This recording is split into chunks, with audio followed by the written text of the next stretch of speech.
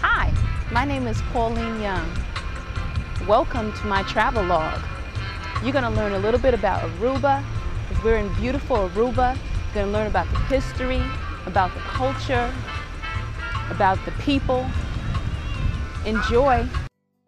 Aruba is in the southern part of the Caribbean, about 15 miles off the coast of Venezuela. The Dutch took possession of the island in 1636, and until today, it remains a part of the Kingdom of the Netherlands.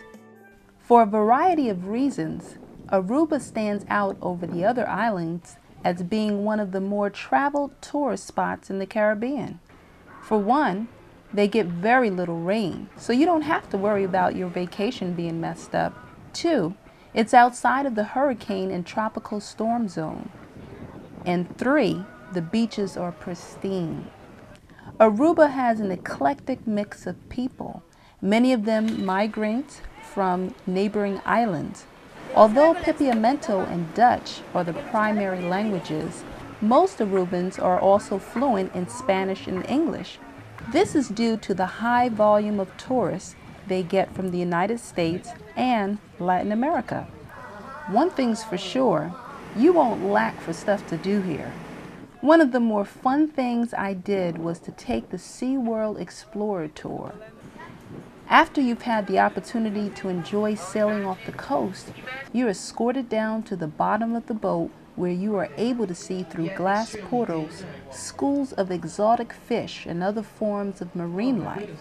For those of you who enjoy history, you'll even see sunken vessels from past wars. Seeing the parasailers made me want to get up there with them, but after I found out how much that activity cost, I decided against it. So instead, I did the ATV tour. If you've never done this, you are missing life. Riding an ATV is tons of fun and an excellent way to see the main attractions on the island. This is the California Lighthouse, which is at the island's northern western tip. It's named after a United States ship, the California, which sunk about 2 years prior to the construction of the lighthouse. One of the most serene spots was at the Alta Vista Chapel, often referred to as the Pilgrim's Church.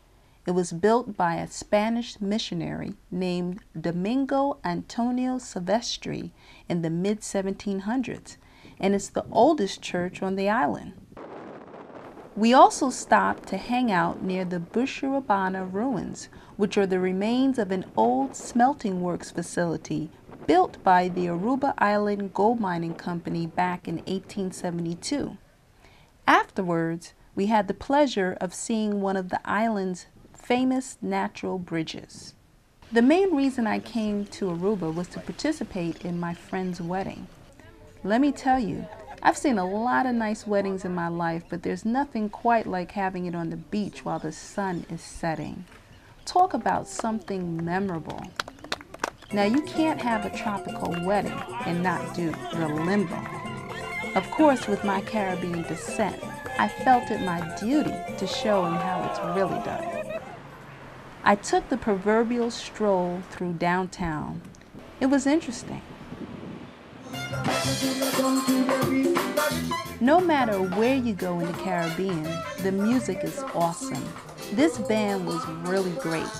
My intention was just to sit there and listen to them for a while, but the next thing I knew, I was on my feet dancing with the rest of the people.